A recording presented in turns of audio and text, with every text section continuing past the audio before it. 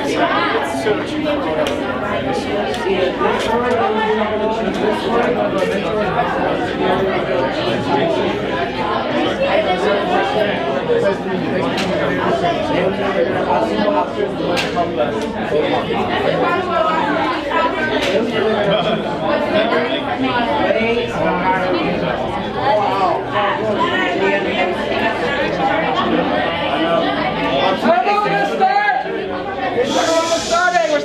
We're starting. Please turn off your phones. If you can close that door, please. So we're starting.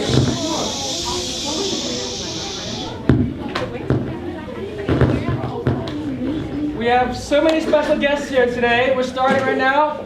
I just want to let you know, I don't know if you know, that's Andy Bales over there. Hola! Andy Bales.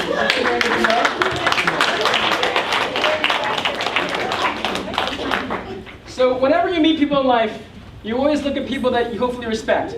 Now, as much as you might respect people that are on TV and the movies, but the reason why I respect Andy Bales, when I met him, I asked him, Andy, why are you doing this for people that are homeless? And he said, 6+ years ago, I'm doing this because my own father was homeless, and every single time I see someone who's homeless, I see my own father in his eyes.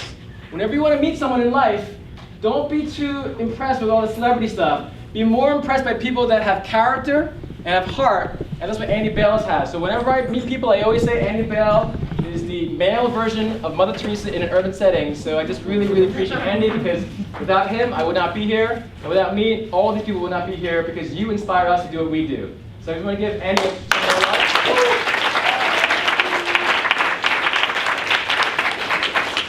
So we always start the class off the same way. We applaud the students, not for what they will do in the future, what they have done in the past. We applaud you simply for who you are. You're special, you're unique, and you're talented. And we say this because we want to remind you, whatever you've done in the past, whatever you've done in the past, I don't care what your teachers have said, your mother and father have said, you are special, unique, and you're talented. We're here every single Monday from 7 o'clock to 8:30 to remind you of that. Even if you don't know that in yourself, we believe that in you. Normally, we have each individual stand up. Since today, since this is literally our last class of the year, we're going to have all the students stand up right now, please. All the students stand up. They love this part, like, oh my gosh, they're going to stand up. Everyone stand up, please. You're standing up because one of the most basic life skills is to have a sense of presence with your body language. But we want to applaud our students right now for who you are. Not for what you will do in the future, what you have done in the past, simply who you are. So I just hope that you appreciate that you are special, you're unique, and you're talented. Before you go to bed tonight, when you hear the applause, when you hear the laughter, when you hear the smiles, please remember that you're never alone, unless you want to be. Remember, you're never alone unless you want to be. So when we applaud you for who you are. So at the count of 3, all the mentors and our guests, please applaud them as if you saw like the most amazing person in the world, because that's what you're seeing right now. At the count of 3, 1, 2, 3.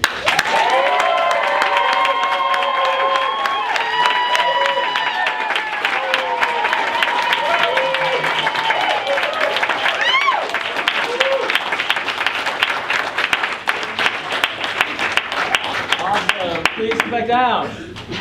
I want to share a quick story. So again, you can listen to this story. Shh. You can listen to this story and say, yeah, whatever, Chris. But I'll give you an example. 6.5 years ago, Andy Bales gives me a tour of the shelter. Every single floor, there's a certain function. When we get to the 3rd floor, we walk into this gymnasium at 5 o'clock on September 2nd, Thursday. For the first time in my life, since I grew up in New York City, middle class, my mom's a school teacher, my dad's a case manager, I never knew that people that were homeless were also kids. So on that day, September 2nd, I walk into the gymnasium and I see kids all running around. And as you know, we play that during that time. This little girl named 8 years old named Hannah. She walks up to me as Andy Bales, the CEO of the shelter, is giving me this tour. And Hannah says, do you want to play jump rope? And at that moment, I felt like my heart was being cut in half. Because for the first time, I realized that kids are also homeless. And after that day of seeing Hannah, I did what everyone does. Oh, I'm too busy. I want to do something, but I don't know what to do. But instead, I moved forward and lived the words of Gandhi, which when he said, be the change you must see in the world. 5 days later, I started teaching career skill classes and life skill classes for teenagers. Now 6.5 years later, we've had over 280 speakers from 30 states and 33 countries, all because you're here. So whenever you ask yourself, Chris, I don't know what to do with my life. Chris, I don't know if I have purpose. I'm telling you, you have purpose. You are that Hannah. You are that Michelle. You are those people that inspire people to come here. So whenever you doubt yourself, even if you don't know you have purpose, you do. Without doubt, because all the people here are not here because of me. They're here because of you. So anything you do in life, remember that you have purpose. Even if right now you don't know what that purpose is, in time you will find that. And if you come here to the class every single Monday, we will help you, encourage you, and reinforce that. And so just remember that, okay? You all have purpose. Don't ever forget that. I want to give applause to all the mentors and our adults. Before you applause, and just, again, explain why they're here. You can never do anything without a team. So as much as I get a lot of credit, oh, Chris, you're so cool, you're so amazing, you created this program. I'm like, look, we have an amazing staff and they're all volunteers. We have actual staff here. Where are the actual staff? Where's Matt Bennett? So Matt and Andy Bales, is anyone else here on the staff? Are the Hope Gardens people here? So if the staff can stand up, please. Where are the staff? If the staff can stand up, let's give the staff some love.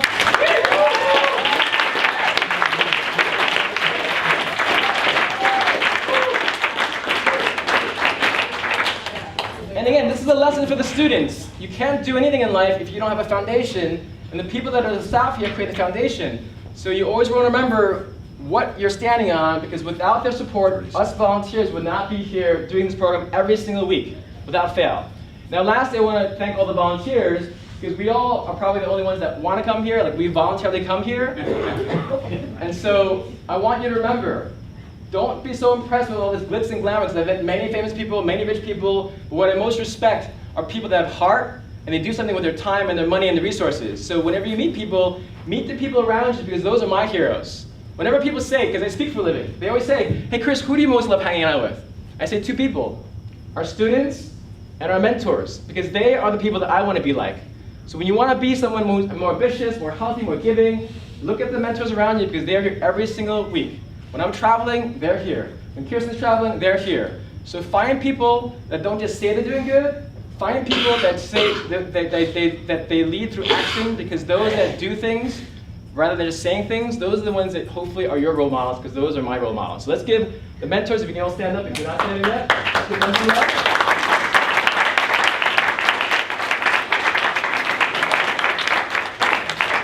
All right. Did we miss any people, Andy? Matt, did I miss anyone? So I went through the staff, I went through the volunteers. Chris Ty. Here. Chris And then me.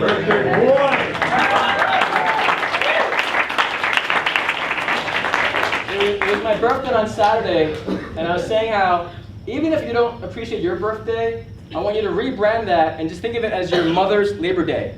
Your mother labored after you to have you here.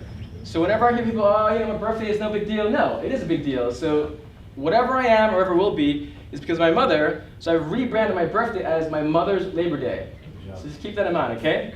So we always have phenomenal guests, and today we have an amazing person. I met him 5 years ago, and you know someone's amazing if you remember him 5 years later.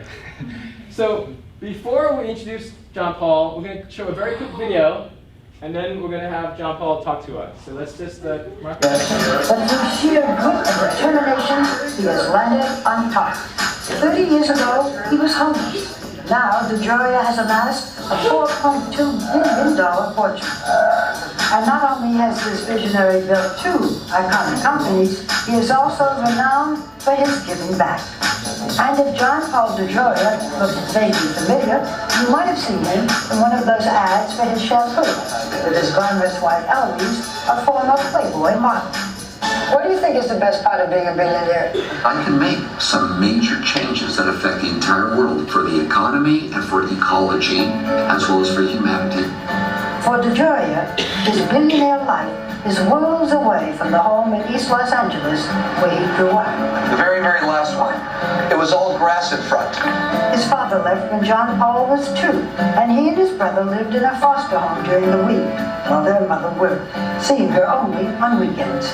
What does this do to a child, and how does it affect the man I'm talking to today. My mom was so loving to us that we didn't think there was anything wrong with it. But as a teenager, DeJoria roamed the streets with LA gangs. I mean, you were not exactly a good kid. We thought we were really bad little kids, but we weren't. We had push-button knives, but we never stabbed anybody or never killed Great, anybody. thanks a lot. After school, DeJoria joined the Navy. Then back home, he drifted from job to job. I sold encyclopedias door to door for colliers. I sold life insurance. I sold medical equipment. I sold dictating equipment. I sold photocopy equipment. You have said that rejection, and you certainly were rejected, is part of being successful. You knock on a door 50 times, they slam it in your face. Yeah. Be as enthusiastic on door number 51 as you were the very first door. Successful people, Barbara, do all the things unsuccessful people don't want to do. Like... All right, can you put the lights back up, please? So let's give John Paul DeJoria a round of applause.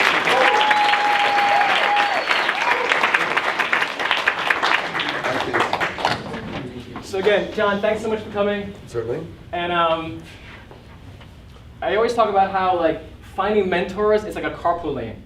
And if you don't have mentors, you're literally just stuck in traffic. Do you feel there are certain people in your life that served as that mentor, that person to help you guide along? You know, I wish there was. Unfortunately, in my life, there wasn't, other than my mother. She was very, very positive and said you can do anything you want in life. And as I grew up, we didn't have those mentors. But my mom was the closest thing to it. Very loving. What do you feel allowed you to just have this sense of focus and direction in your life as a business person? Yeah, well, I've learned over the years to have a couple of secrets to being very successful in life. One of them is, and you guys are perfect for this one, be prepared for a lot of rejection. You're gonna get it in your life. I got it in my life. Whenever rejection comes along, if you're not prepared for it, all of a sudden you feel really, really bad. You don't feel love, like it's just, you know, what's going on in my life. But if you know in your life, you're gonna have some rejection, and you know it, and it happens, you say to yourself, hey, I knew I'd have some rejection. This is some of the many rejections along the way, but it's not gonna be stronger than I am. I'm gonna be stronger than that rejection. And what do you feel you did actually when you had that rejection? Like all kids, like every day they're going to school, they're getting bullied. When I asked Elon Musk this question, he literally said, if your kids are getting bullied, they either run or hide. He said that. I'm like, okay, what would you encourage our students to do if they have been that person that's being bullied or in school? Well, don't do what I did. First of all, okay, to get you in trouble. But if you are being bullied, the people that are bullying you, take a moment. I want y'all to know this. If you're being bullied, the people that are bullying you don't have a lot of love in their life. Human beings don't bully somebody else if they feel totally loved. They do that because they want to feel superior to you. So they do that by being mean and being bullies. Whenever you see a bully, believe it or not, they're not experiencing a lot of love in their life, or they wouldn't do it. When I talk about rejection, whether somebody talks to you, whether somebody says something to you, or the environment you're in, you feel rejected out of life. Successful people do all the things the unsuccessful people don't want to do. One of them is know you're gonna have a lot of rejection. Don't let it get you down. Example, when I sold encyclopedias, I knocked door to door. I made no money unless I sold a set of books. I knocked door to door. If 50 doors were closed to my face, which they were many times, I'd have to be just as excited and happy and enthusiastic on door number 51 as it was at all 50 slammed in my face before me. That's a big difference. Successful people, no matter what happens, do the things the unsuccessful people don't want to do, especially when it's hard. There was an old saying that when the going's tough, the tough get going.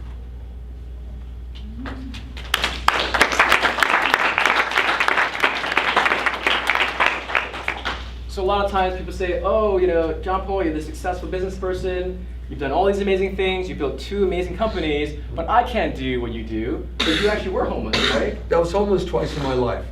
Once when I was homeless, I was very young, and I had a 2.5-year-old son. We were both homeless.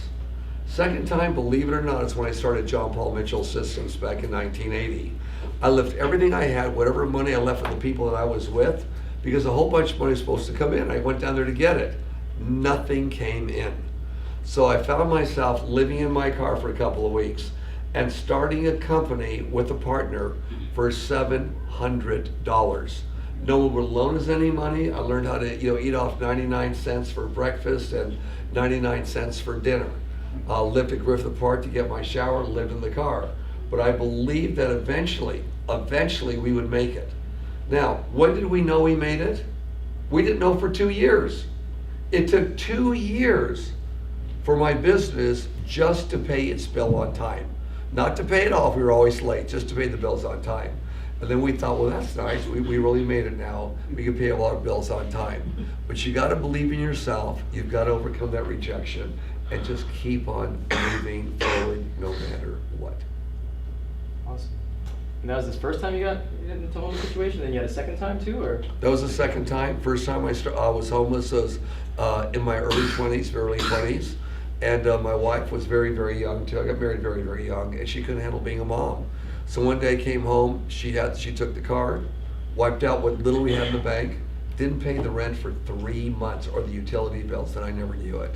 So when I was there, I was within 2 days of eviction. And I walked inside the house, she walked out, said, "Can I have the keys and go to the market?" I had no idea what she had set up. When I walked in there was a note.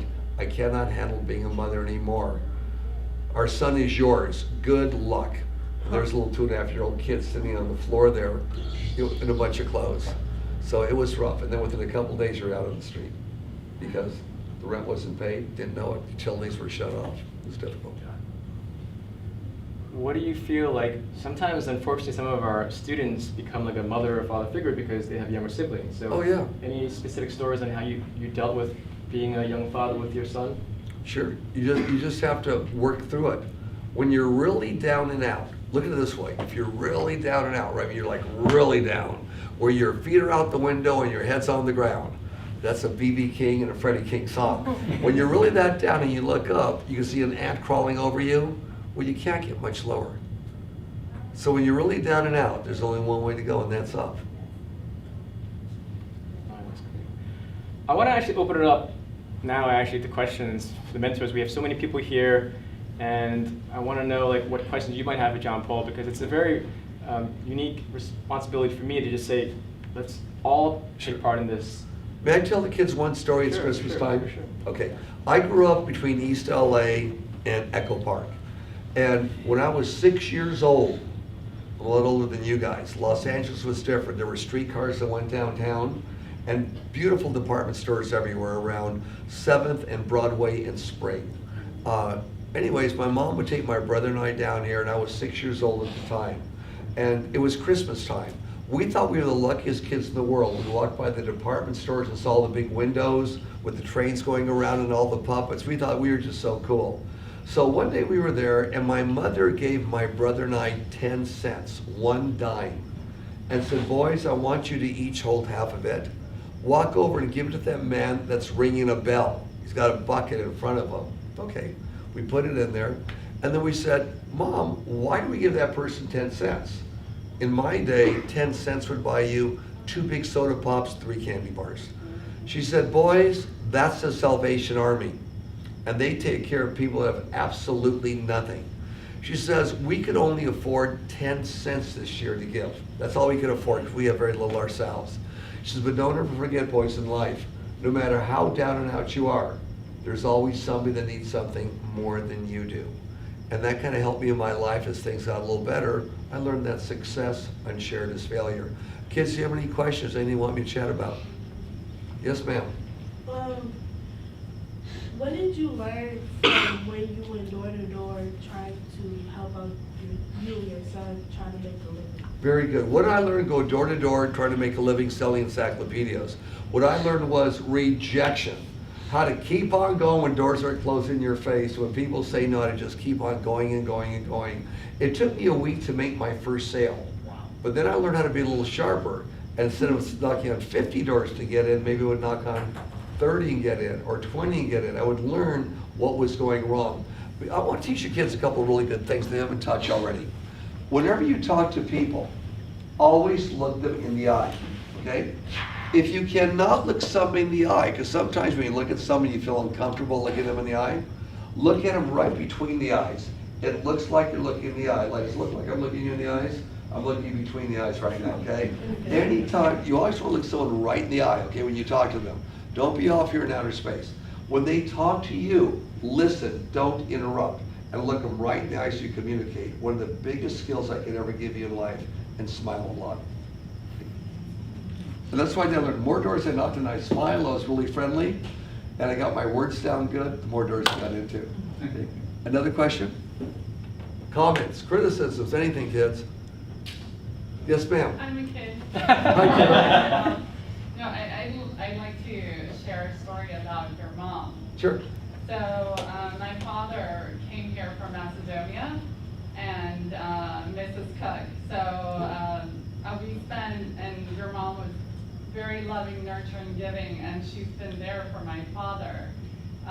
She was there for my father for years, and around the holidays, we used to always visit her and spend time with her. And I don't know if I remember, it's a White House. That's right, on Revere Avenue in Los Angeles. Yeah, so I just wanted to, everything to first, so grateful for that, because I think she made my dad's transition a lot smoother, being an immigrant and everything.